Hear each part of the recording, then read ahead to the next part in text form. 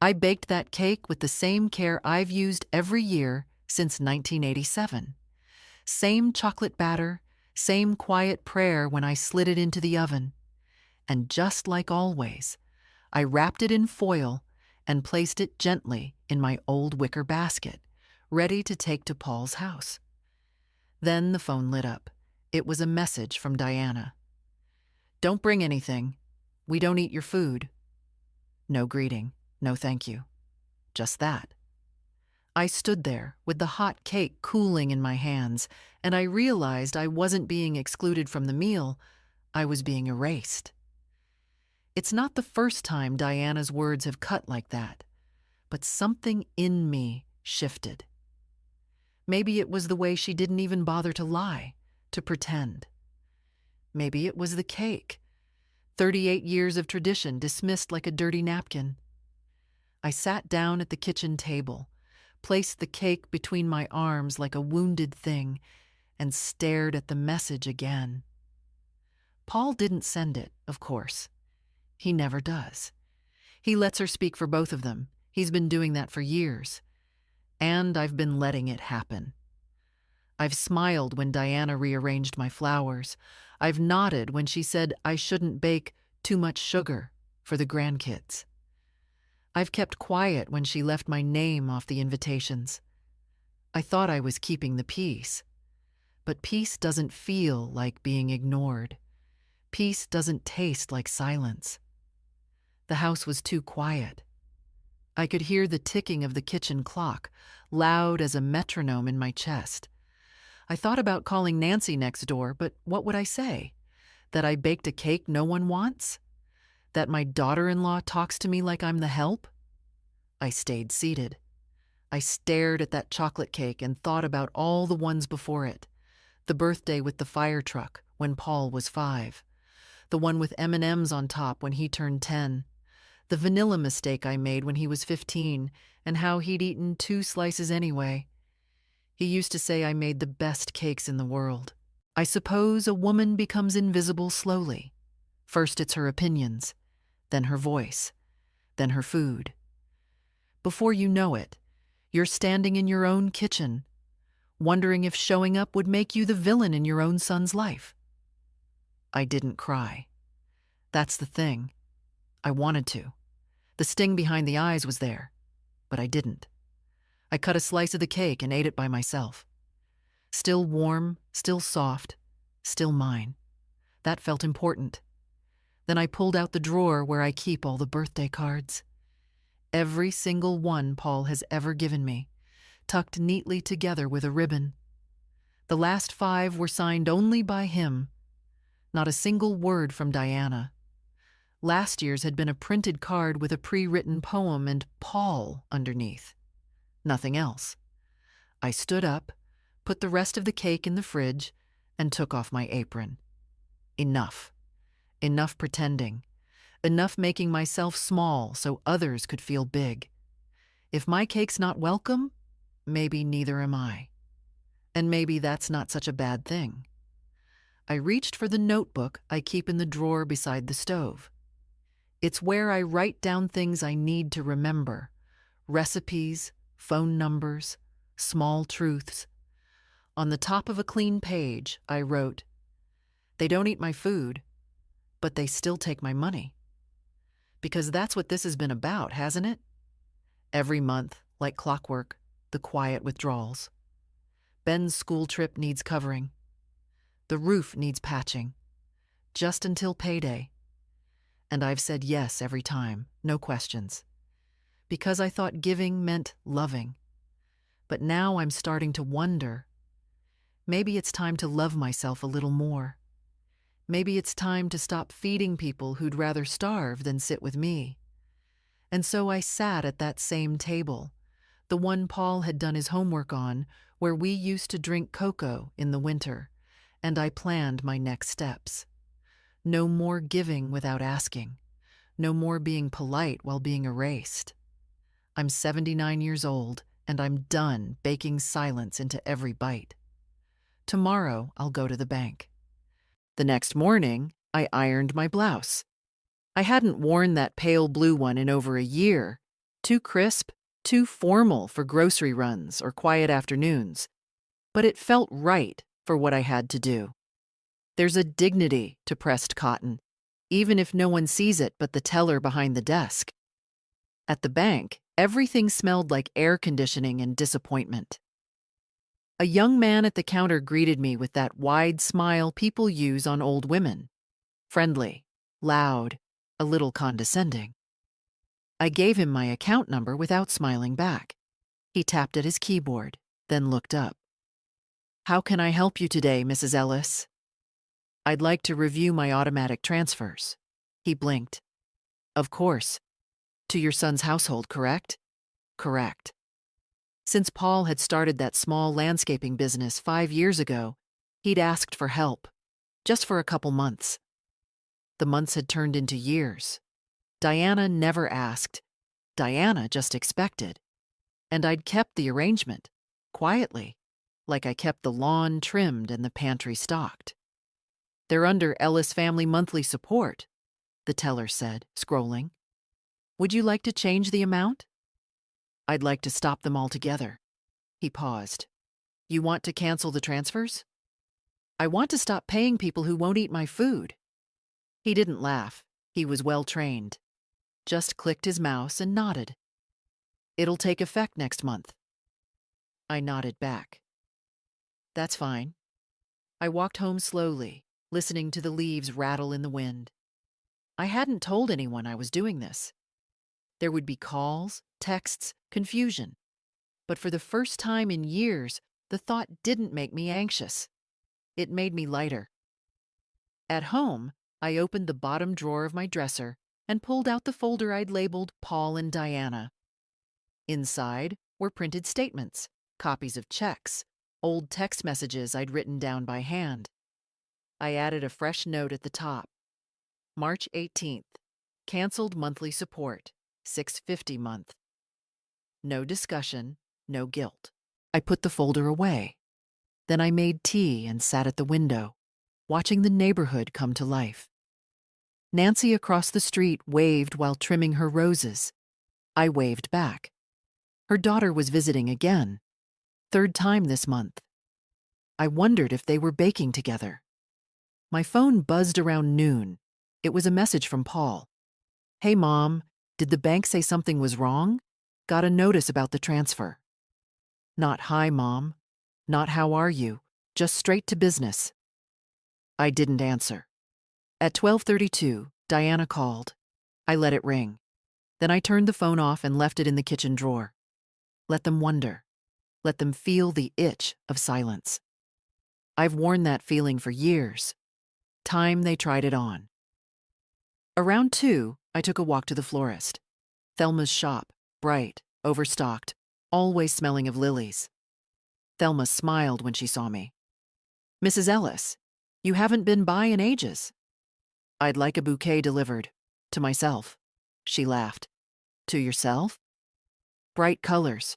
Ranunculus, tulips, maybe something that doesn't apologize for taking up space. Thelma smiled softer. "I can do that." She didn't ask why.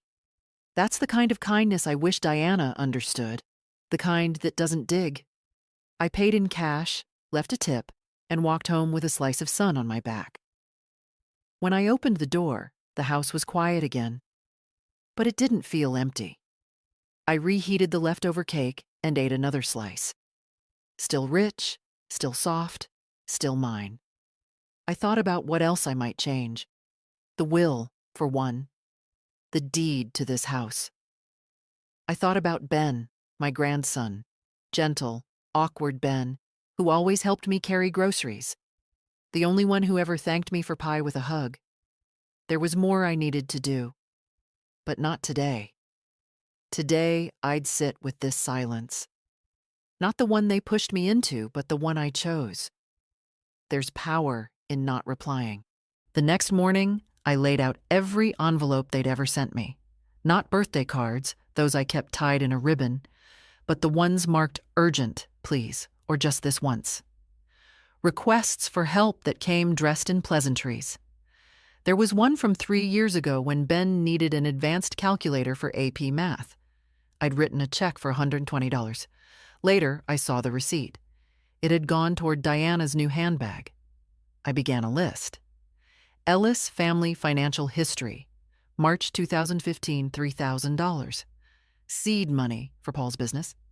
December 2016, $800 emergency plumbing. Diana's Instagram showed them at a spa.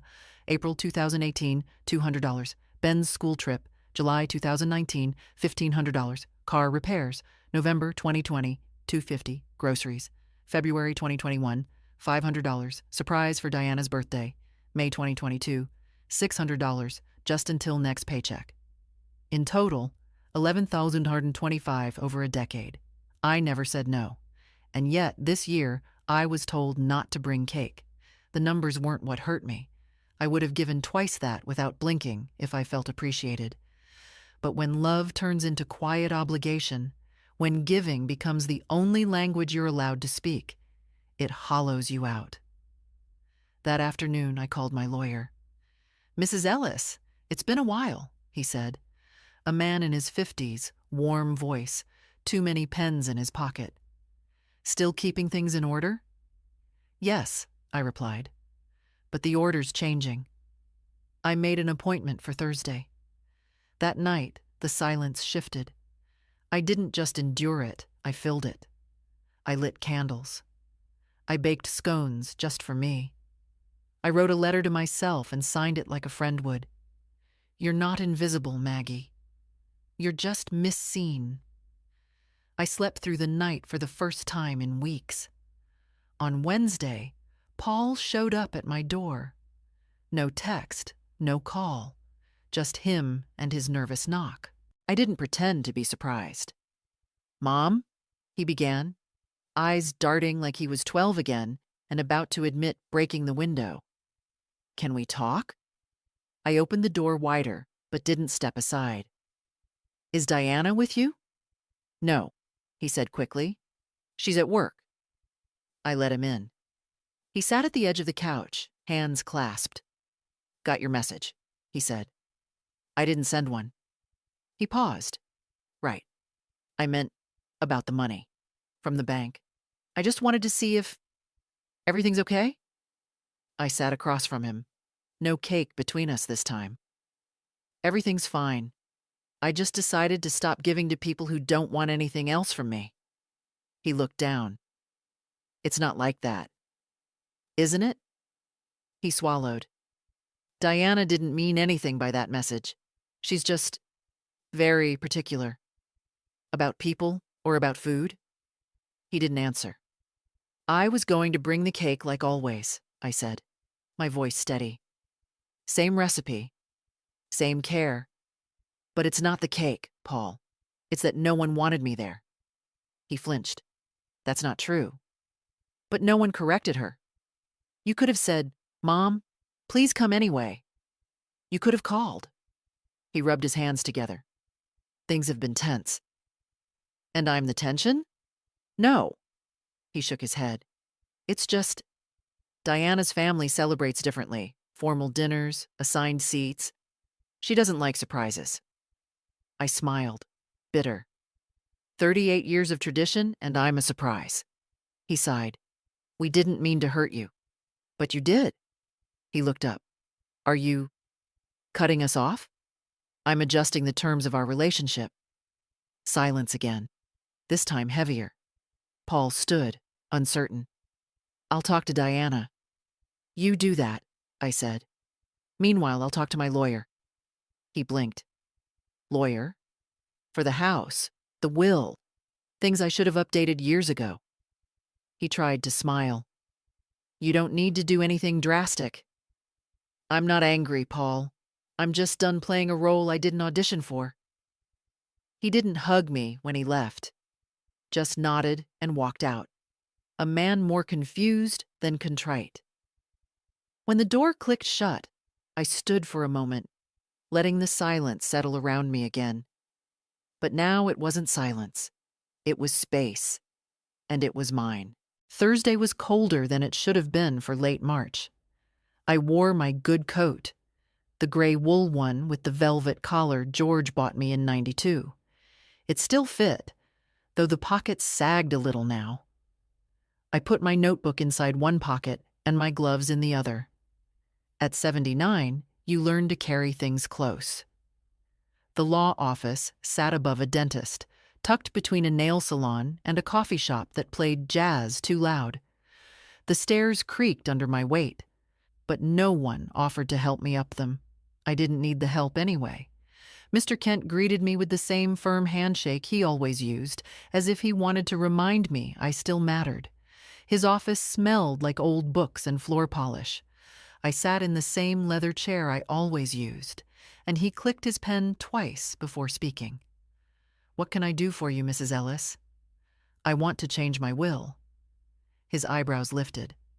"Anything specific?" "I want to remove Paul and Diana as beneficiaries." He didn't flinch, just nodded and opened a drawer. "And leave everything to Benjamin, my grandson." He glanced up.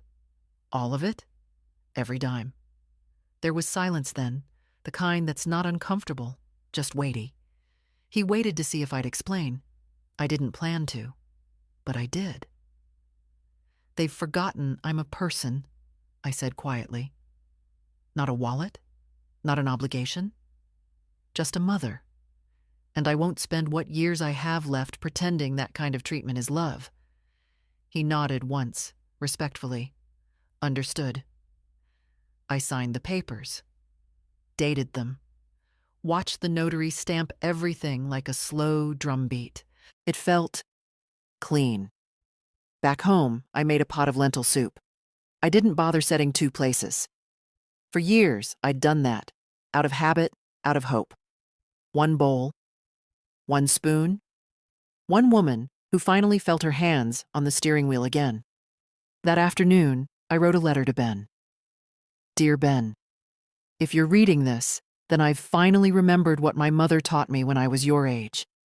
Never give away more of yourself than you're willing to lose. I don't know what your parents will say when they find out about the will, but I need you to know it's not revenge. It's a correction, a course reset. You've always treated me like I mattered. I want you to have something that reflects that. And I want you to know something else. They lied to me about your birthday party. Told me not to come. Told me not to bake. Told me, gently, politely, that I was no longer welcome. That hurt more than I expected. But it also woke something in me. You don't have to fix this. You don't have to choose sides. But I want you to know that love, real love, isn't quiet or convenient. It's loud. It shows up. You showed up. So I'm giving you everything. Not just money, but the stories behind it. Ask me about the photo albums sometime. There's more to this house than walls. With love, Grandma Maggie." I folded the letter and slipped it into an envelope, then tucked it in the back of my cookbook, the one he always asked me to use when we made cookies. I'd give it to him in person soon, but not just yet. That evening, I got a text from Diana. "Paul said you're mad. I hope this isn't about the cake. We've moved on from that kind of thing. Hope you're doing well." That kind of thing. I didn't answer. Some things deserve silence. Others, like legacy, memory, dignity, they deserve action. Tomorrow I'd make another list. Not of debts or disappointments, but of what still mattered and who still did. Friday morning, I found myself standing in the sunniest corner of the living room, holding an old Polaroid of Ben at age 7. He was covered in flour, his hands midair, eyebrows raised like he'd just discovered something divine inside a mixing bowl. I'd written a note on the back, "First batch of oatmeal cookies." He added cinnamon without asking. That was the year Diana stopped letting him eat sweets. I pulled out the photo album, the one with the cracked green spine, and flipped through it with fingers that felt steadier than they had in days. Each page held something no one could rewrite. Birthday hats, burnt candles, aprons too big for small shoulders. Ben had always stayed close in the kitchen, even when the rest of the family wandered off to the television or patio wine. He noticed things, like I did. I thought about the letter I wrote him yesterday. I'd tucked it inside the cookbook, but now it felt like it needed a companion. So I took out fresh stationery, the cream-colored kind with gold trim, and began writing again. Ben, I've been thinking about our Tuesdays. Remember those? When I'd pick you up from school and we'd make banana muffins, even when bananas were too ripe or the flour had lumps? I know we haven't had a Tuesday like that in years, but they still live inside me. You didn't just eat my food, you made it with me. That means more than you probably realize. I want you to have that book. The recipes are all there. But so are the memories. Pages smudged with vanilla and pencil notes about more butter next time. They're ours. Not Diana's, not your father's, just ours. If ever you feel lost, you'll find me between those pages. Love, Grandma Maggie. I folded the letter and placed it between pages 34 and 35, right between the sugar cookies and the lemon bars. Later that afternoon, I walked to the post office. My knees weren't thrilled about the trip, but I didn't mind. Movement is a kind of rebellion, too, especially when the world expects you to sit still and fade. The clerk smiled as she weighed the parcel. Sending something sweet? Something rich, I said. And overdue. Back home, I saw a missed call from Paul. And a voicemail. Mom, look. Diana's been upset. She didn't mean to hurt you. You know how she is with food, very particular. Maybe we can do a dinner next weekend. Just us? I'll call again later. No mention of Ben, no apology, just the usual half-hearted patchwork. I deleted the message. Around 6 p.m., the doorbell rang. Ben stood there, backpack slung over one shoulder, taller than I remembered. His face lit up when I opened the door. Hi, Grandma. I blinked. Well, this is unexpected. I was nearby. Thought I'd check in. Is this a bad time? No, I said, stepping aside. This might be the best time. He stepped in, glancing around like he always used to, taking in the pictures, the smell of tea, the scratch of the radio in the background. I found your note, he said after a moment, pulling it from his coat pocket. The one in the cookbook. You already got it? I stopped by the post office. I know Linda, the clerk. She gave it to me early. I smiled. That's cheating. It's resourceful, he grinned. We sat in the kitchen, where the last rays of light fell across the tile floor like honey. I poured tea. He didn't ask for anything, but he saw the cake tin on the counter. You baked? No reason. Just habit. He opened the tin. It was carrot cake, his other favorite. You remembered, he said. I never forget the people who see me. He looked down, suddenly unsure of himself. I don't know what they told you, but I didn't know. About the party. About the message. If I had... I know, I said. That's why I wrote to you. He took a bite of cake, then just sat there holding the fork like it was something sacred. You always make things feel better. No, I just stopped pretending they're not broken. He stayed longer than I expected. Asked about the flowers on the windowsill, about the book I was reading. He helped me carry laundry upstairs without asking. He moved like someone raised by kindness, not control. When he left, he hugged me the way he used to. Tight, silent, real. After he was gone, I sat down and looked around the kitchen. Nothing had changed, but everything had shifted. And I was just getting started. The house was still the next morning, but not silent. There's a difference. Silence is what you get when no one calls, when messages go unanswered, when the spaces around you feel like an accusation. Stillness, though, that's peace. That's the hum of the refrigerator, the creak of old floorboards under your own step. That's what I had now. I made oatmeal and ate it on the back porch, wrapped in my shawl. The sky was soft with low clouds, and the wind carried the faintest scent of lilac from Nancy's yard.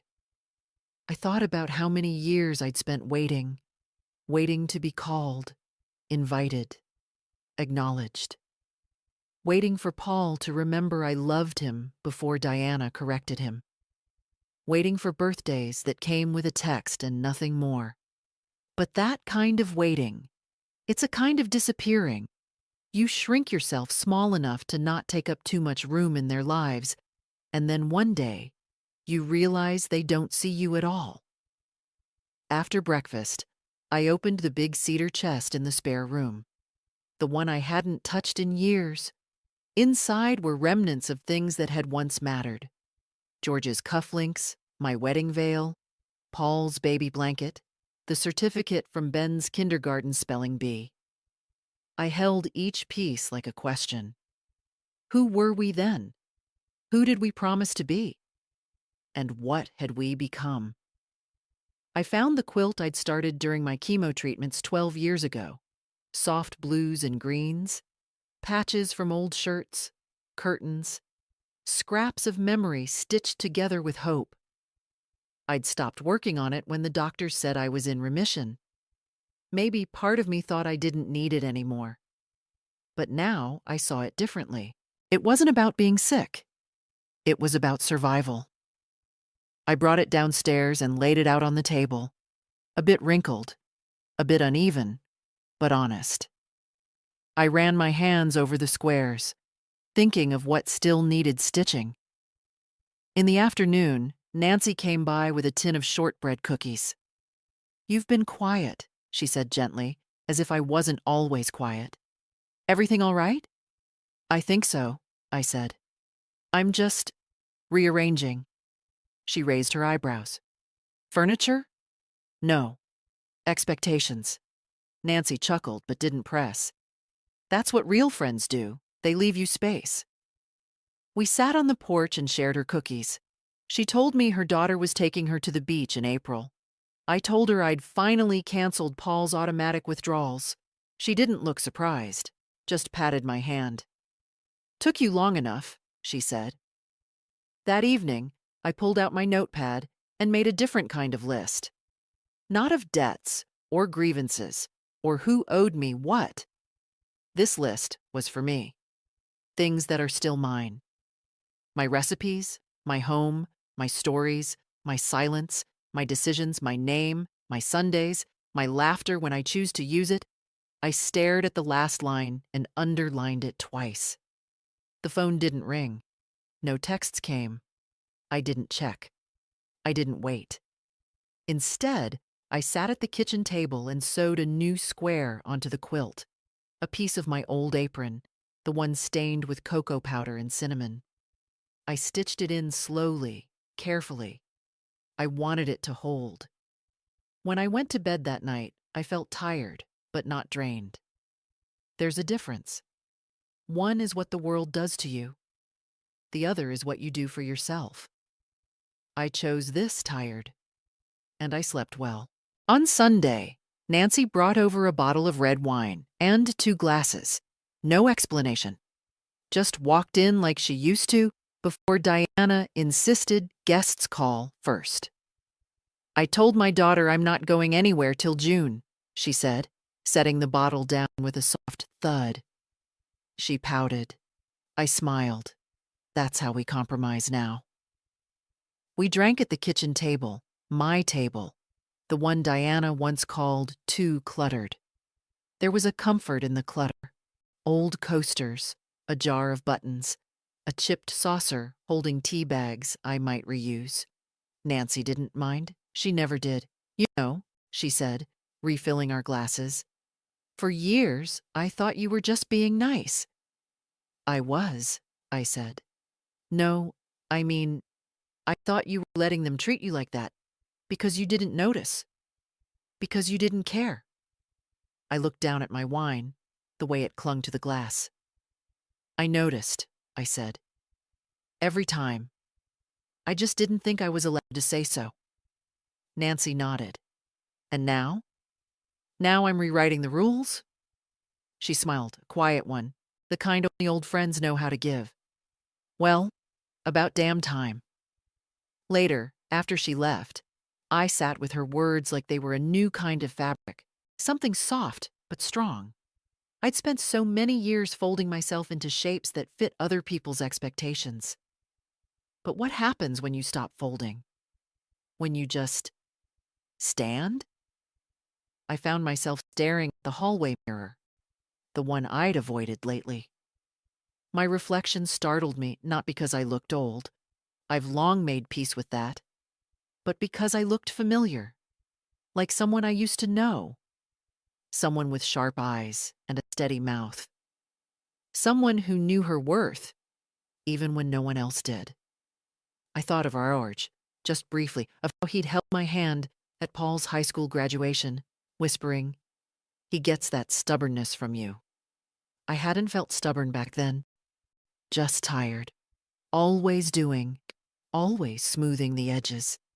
If George had been here, things might have gone differently. Maybe not with Diana. She always carried her own sharpness. But with Paul, he listened to his father, respected him.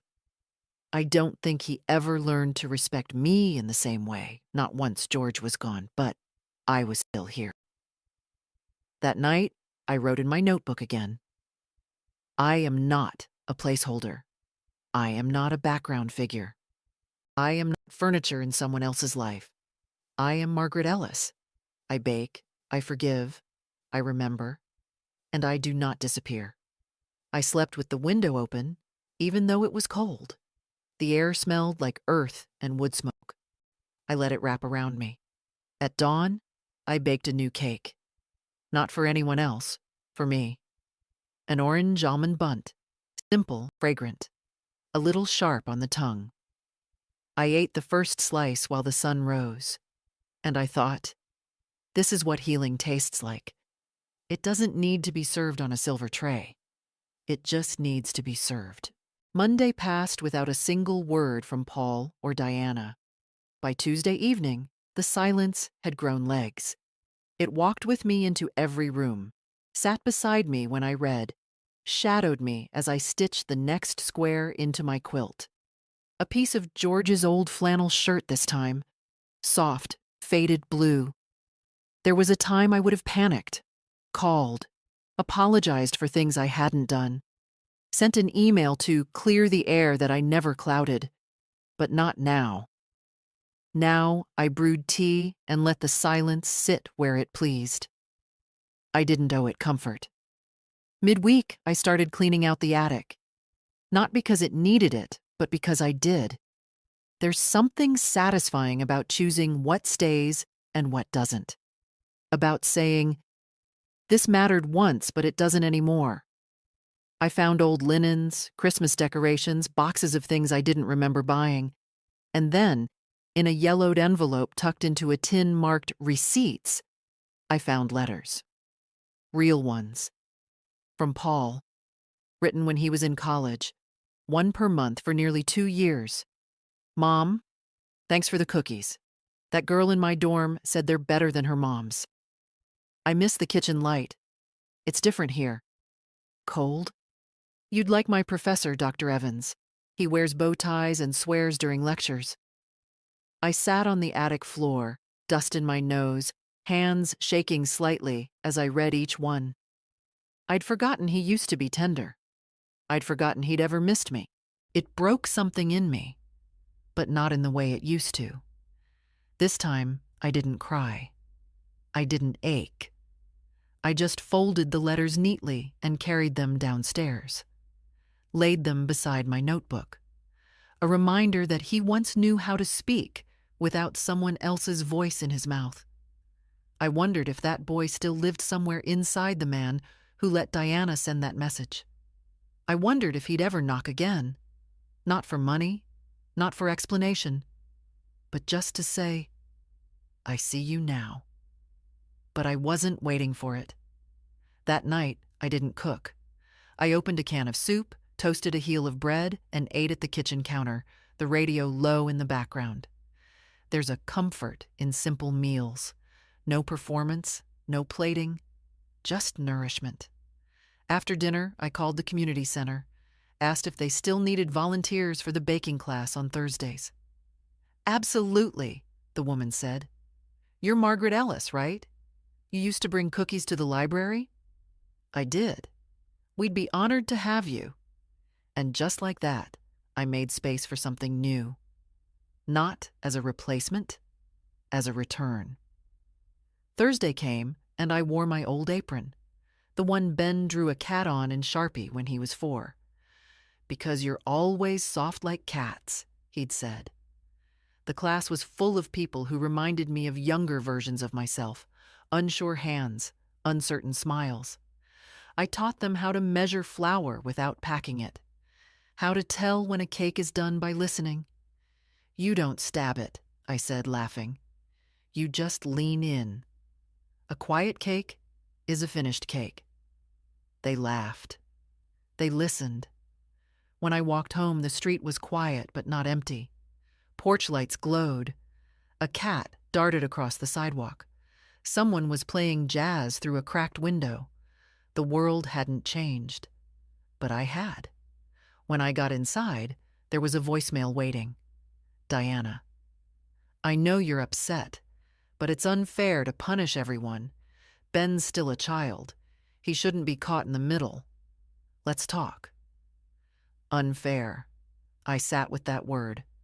Then I deleted the message. Some things don't deserve a reply. Ben came by again on Saturday. No warning, no text. Just the sound of his knock. 3 short taps and a pause. Same rhythm he used when he was 10, sneaking out of the rain with a library book tucked under his jacket. I opened the door, and he grinned like he wasn't sure he'd be welcome. "You always knock like you're not sure I'll answer," I said. "I always hope you do," he replied. This time, he brought a small paper bag. Inside was a jar of honey from the farmer's market and a handwritten note. "For your tea. Thought you might want something sweet that isn't from them." We sat at the kitchen table, and I steeped 2 mugs. The honey was dark and floral, thick as memory. He stirred his slowly, watching the swirls settle. "They're upset," he said finally. "My parents. I'm not surprised. They think you're retaliating." I sipped my tea. "Is that what you think?" He looked at me, really looked, the way people do when they've run out of scripts. "No," he said. "I think you're reclaiming something." I nodded. "That's a better word." He hesitated. "Dad said you're changing the will." "I already did." He didn't blink. "And I'm in it?" "You are it." Silence. "I don't know what to say." "Then don't. Just know that it wasn't a reward. It was recognition." His eyes softened. "I'm not perfect, Grandma." "You were never supposed to be." He sat back. "They said you're trying to divide us." "Ben, I'm not building walls. I'm just choosing where my door is and who gets a key." He looked down at his mug. "I feel like I'm the only one who sees it clearly. The way they talk to you. The way they rewrite things after the fact. You see it because you've lived with it. I just baked around it." He laughed quietly. "I think that's the most brutal sentence I've ever heard." "It's not brutal. It's honest." We didn't talk much after that. Sometimes the best conversations are the ones with nothing left to prove. He stayed for dinner, grilled cheese and tomato soup, and helped me fix the screen door that had been sticking. Before he left, he paused at the door. "Can I come again next week?" "You don't need permission." "I think I do." "Then you have it. Always." He hugged me again, longer this time. Tighter. Like something had shifted between us, something permanent. After he left, I stood at the sink washing dishes, watching the last light bleed from the sky. There was a quiet inside me that felt earned, not forced, not empty. The phone rang once that evening. I didn't pick up. I knew the number. I didn't need the voice. Instead, I wrote another note in my notebook. He asked to come back. Not because he needed something, just because he wanted to. That matters. That changes things. That stays. I turned off the kitchen light, sat by the window. The night outside was full of small sounds: wind, leaves, the hush of a world turning. And somewhere in that hush, I heard something else. Not an apology, but respect. On Monday, I laid out every birthday card I'd ever received from Paul since he married Diana. 12 cards. 12 years. Most were generic, with printed poems and signatures that looked rushed. Only the first one had a personal note. Thanks for always being there. Diana and I are lucky to have you. That was the year she still called me Mrs. Ellis, before she started calling me Paul's mom in that flat, careful tone she used when trying not to show her disdain. I placed that first card on top of the stack, then tied them together with twine. Not to keep, but to return. That afternoon, I called my lawyer again. I asked him to prepare a letter, a simple statement confirming the updated will, addressed directly to Paul and Diana. No bitterness, no accusations. Just facts. They would receive it by week's end. I didn't want to blindside them, but I also didn't want to leave them with illusions. That time was over. Then I sat down with my folder of records, the Paul and Diana folder, and made copies. Bank statements, canceled checks, emails requesting support. I didn't need them for court or conflict. I needed them for clarity. For Ben. Because someday, when he asks why things changed, I want him to have more than stories. I want him to have truth he can touch. By evening, I'd worn myself out. I made tea and sat by the fire, the quilt across my knees, sewing the next square. This one was from an old dish towel. Faded sunflowers in the corner. Bright, even after all these years. The phone rang. It was Paul. I let it go to voicemail, but this time, I listened. Mom, we got your letter. I don't know what you're trying to prove, but this isn't the way. Cutting us out? Over cake? Over one message? Diana's hurt. She feels attacked. I don't know what you want from us. Then, after a pause, I guess I just thought you were better than this. I replayed that last sentence in my head. Better than this. As if enduring quiet disrespect with a smile was virtue. As if allowing myself to be used without protest was strength. As if love meant never disappointing those who disappointed me. No, Paul, I'm not better than this. I'm finally better than that. I wrote a note in my notebook. They'll tell the story their way. Let them. My version lives in the doing, not the explaining. That night, I pulled out the recipe box again, the one I hadn't opened since before all this began. I flipped through cards written in my own hand, ink fading, corners smudged, each one a memory, a ritual, a kindness. I stopped at the card for chocolate birthday cake, Paul's favorite, the one I used every year right up until the message came. I took it out. Not to bake, not yet, but to keep visible. Some things you don't hide, even when others reject them, especially then. Ben's message came on Thursday afternoon, just as I was pulling a pie from the oven. Grandma, I want to invite you to something. Small thing, no pressure. Just come if you want. It's not theirs. It's mine. Attached was a photo of a handwritten invitation. Nothing formal, just black ink on cream paper. Saturday at 3. Tea and sweets. You, me, and the good kind of silence. I smiled so suddenly I startled myself. The scent of cinnamon and butter curled around me, warm and unbothered. I set the pie to cool and sat at the table, invitations still glowing on my phone. No explanations, no performance, just a welcome. Saturday came with sun, unexpected for April, soft and slanted through clouds. I wore a navy cardigan, the one with mother-of-pearl buttons, and packed a tin of lemon scones I'd made that morning. No frills, just flour and care. Ben met me at the door. He'd rented the back room of the small bookshop near the library, one of those hidden places that smell like paper and time. The room had a few tables, scattered chairs, a strand of lights overhead, and cake. Not mine, but close. A chocolate cake sat at the center, homemade, a little lopsided, glazed with something thick and glossy. "I made it," Ben said, watching my eyes. "You did?"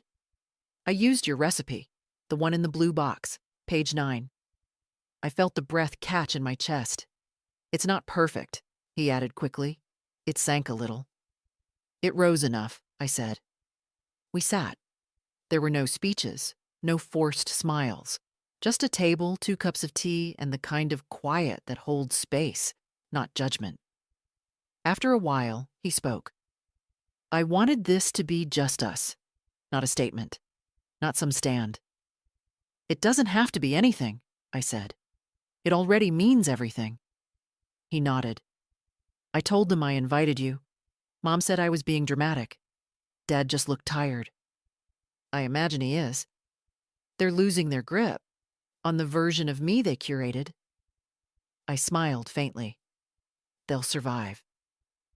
He reached into his backpack and pulled out the cookbook I'd given him, the old one, with flour still in the creases.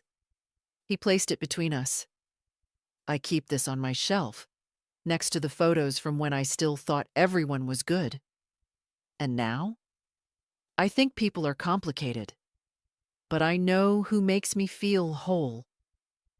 There was nothing more to say.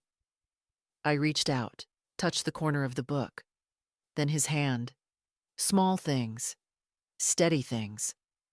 Before I left, he cut 2 slices of the cake and packed one for me. "For later," he said. "When I got home, I didn't eat it right away. I placed it on the counter. Let it sit. Let it exist. Because this one wasn't about being accepted. This one was about being remembered." Sunday evening brought an unexpected knock. Not Ben's, not Nancy's. Paul. I saw him through the front window before I opened the door. Alone, holding nothing. No flowers, no excuses. Just a furrowed brow and the look of a man sent, not summoned. I opened the door without a word. "Can I come in?" he asked. "That depends," I said. "Is this a visit or a performance?" He flinched. "A visit, I think." I stepped aside. He sat stiffly on the living room couch, hands on his knees like a schoolboy waiting for a lecture. I didn't offer tea, didn't sit. I stood near the window, hands lightly clasped, watching the last light gather in the corners. "I saw Ben's post," he began. "Which one?" "The cake. He said you baked again." "I never stopped." He looked up. "Why didn't you tell me how much you were hurt?" "I did. In every quiet yes I gave you.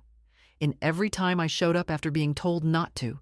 In every slice of cake you didn't notice was still warm." He exhaled. "You changed the will." "I had to." "But why everything?" "Because I want what I leave behind to reflect what I gave, and who gave back." Paul rubbed his temples. "You raised me to be better than this." "No, I raised you with love. Being better was always your choice." He looked small then. Not like a boy, not like a man.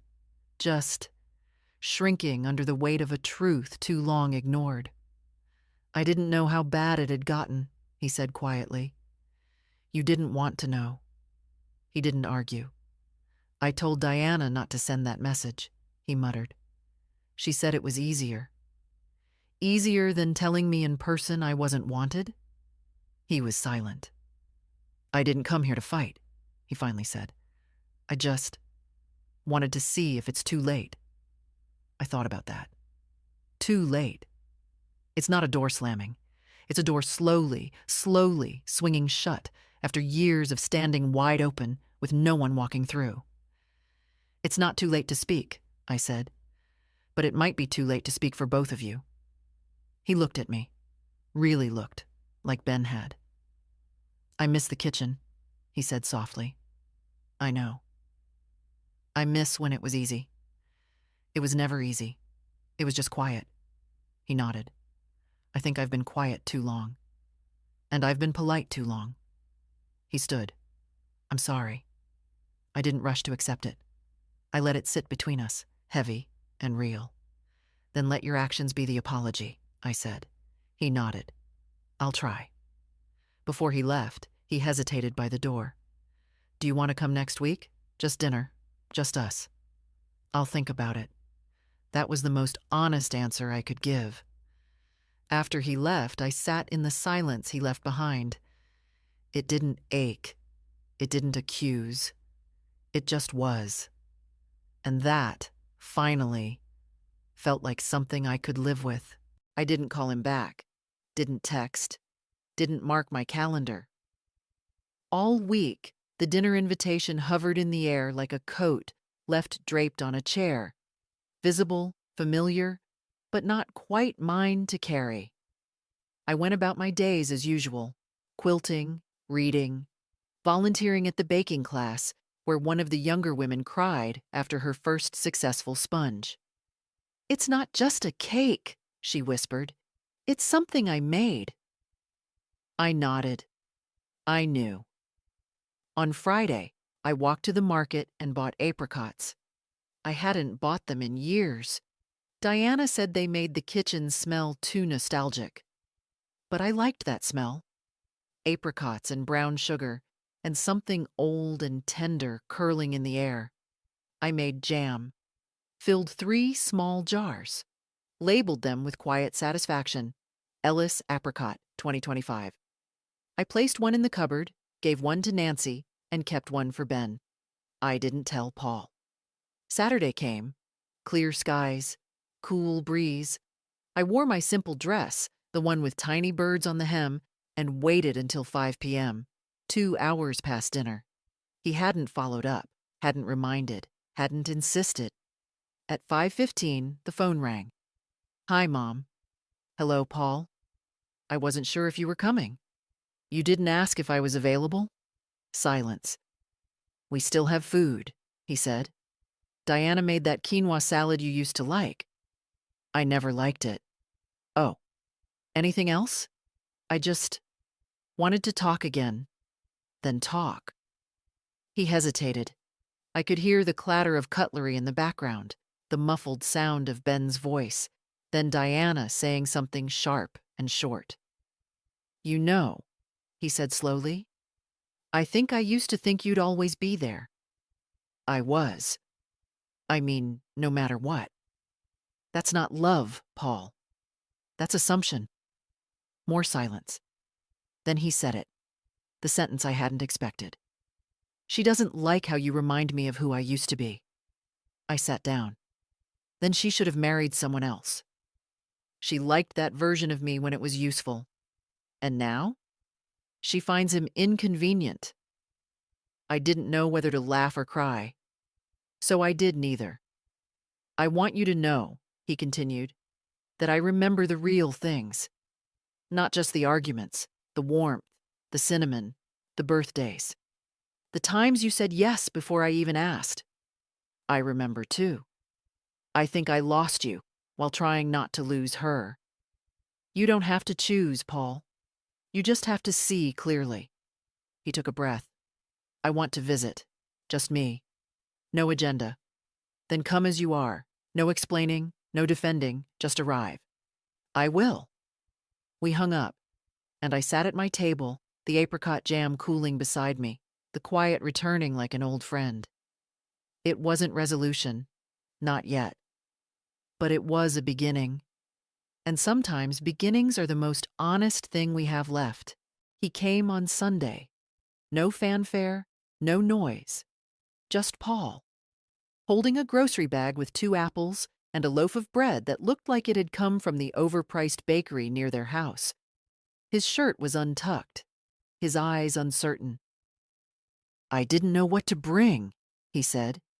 "You didn't have to bring anything." He stepped inside. The last time he'd been here without Diana was years ago. Maybe since Ben was in middle school. The house looked the same, but I could see him registering the changes, the extra quilt on the couch, the baking tins on the shelf, the missing family photo from the mantel. I didn't offer tea. He followed me into the kitchen anyway, setting the bread down with a sigh. "I've been thinking," he said, "about all of it. The money, the cake, the will." I let him talk.